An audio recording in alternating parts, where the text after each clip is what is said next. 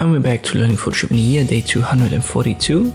There's yet another way to create a black and white adjustment. So under image adjustments, black and white, I've shown you that in the last two videos. This is destructive because it's applied to the image directly. We can use a non-destructive way, and that's an adjustment layer right here. Find the black and white, and now we have two options. In our layers menu, to the left there is the actual adjustment layer, and to the right is the layer mask. When you activate the left icon right here for the adjustment layer, you can now access its properties.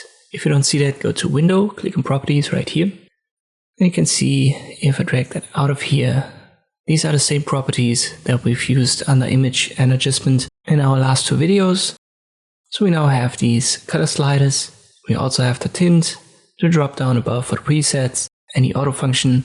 And we have the eye down here. You can make that visible or invisible. So this is basically the preview button. It's the same adjustment, but now it's non-destructive, and therefore this is, I would say, the preferable option to use.